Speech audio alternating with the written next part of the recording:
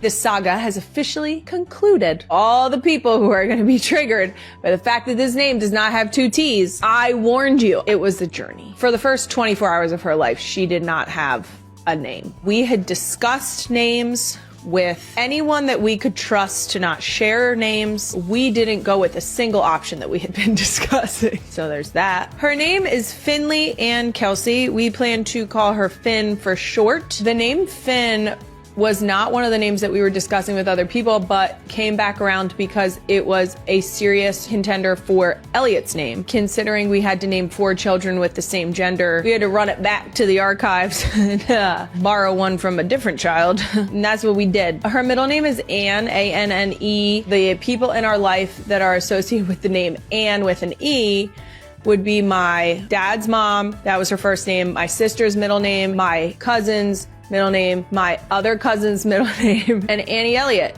is actually Anne. We packed it all into one middle name, and I feel good about that. I totally respect your opinion on the names of our children. You're allowed to have your own opinion, but I actually don't care what it is. And I mean that in the most loving and respectful way. We named them, and it's official. Also, she's very much a Finn. She's a cute little Finn. Are you trying to show the niece? Do you want to show? You want to see your new niece? Yes, I want to see my new niece. Jason, you only sent one picture. Come on, Kai. You didn't even tell me what name you picked yet. Ooh, look at that. Oh. Hey, little muffin. Look at you. He's hanging out with mom. Tell Kai I said hello. I'm glad everything's going great. Trav says hi. Okay. You want some? I gotta go next door.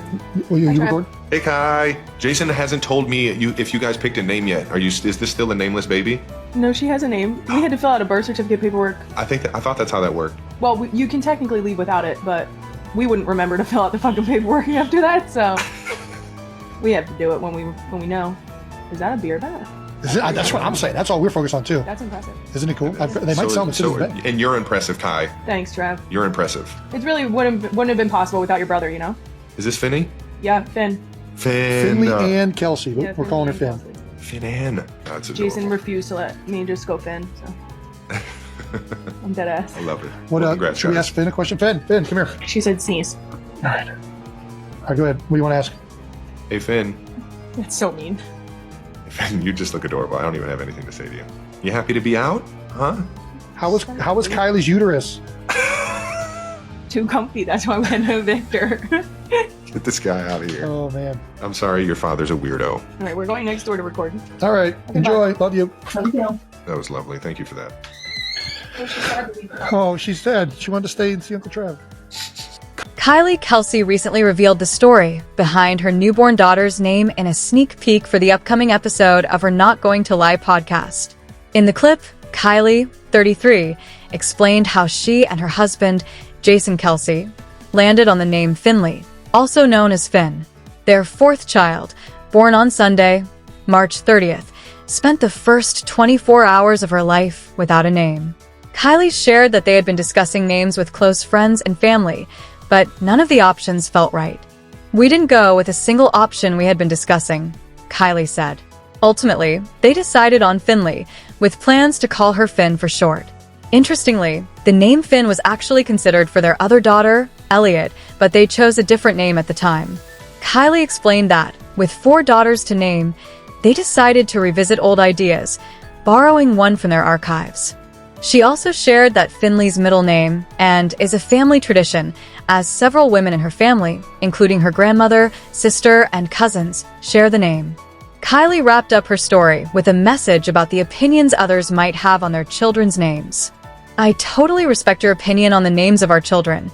You're allowed to have your own opinion. But I actually don't care what it is," she said, laughing. "And I mean that in the most loving and respectful way.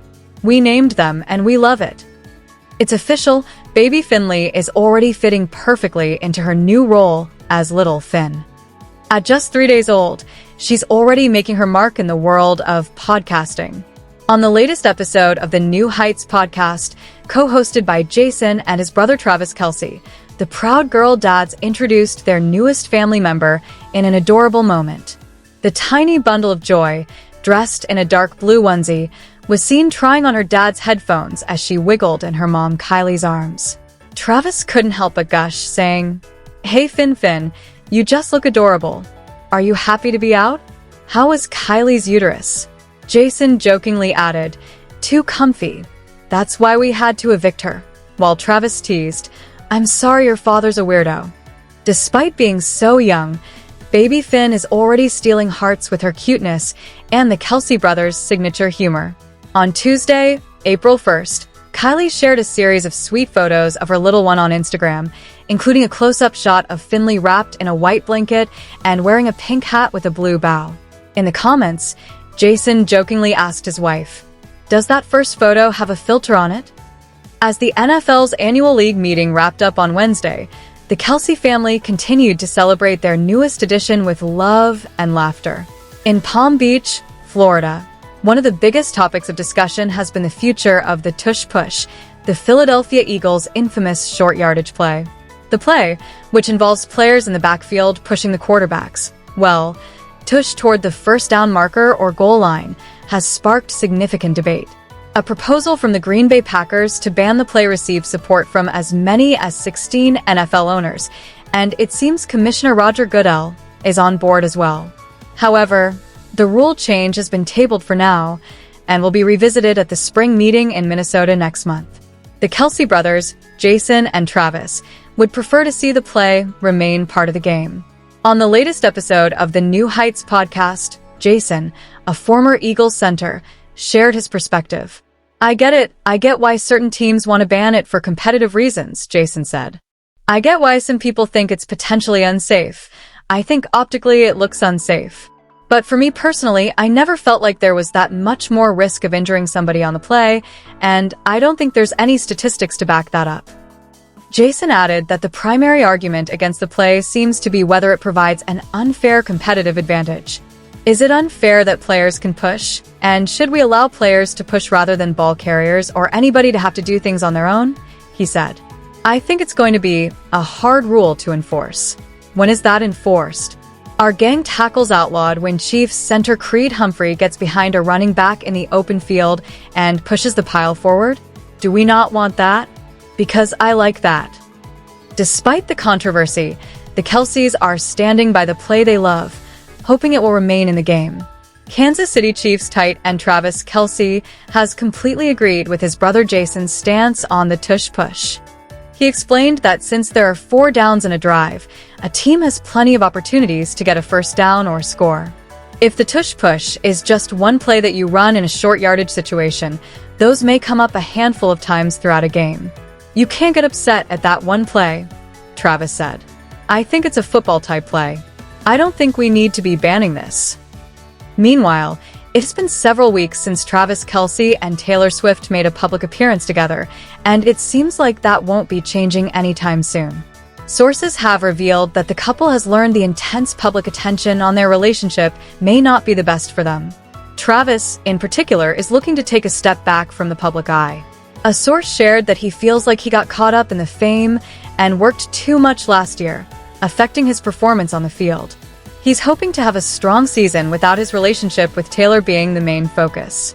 Another insider added that the break from public scrutiny allows the couple to focus more on each other. Amidst all this, it's also been reported that Taylor and Travis have discussed his potential retirement. While they talked about it as a couple, Taylor ultimately encouraged him to continue playing, wanting him to go out on a high note. Travis spoke about his decision to return for another season on New Heights, explaining that he had a bad taste in my mouth after the Chiefs' Super Bowl loss.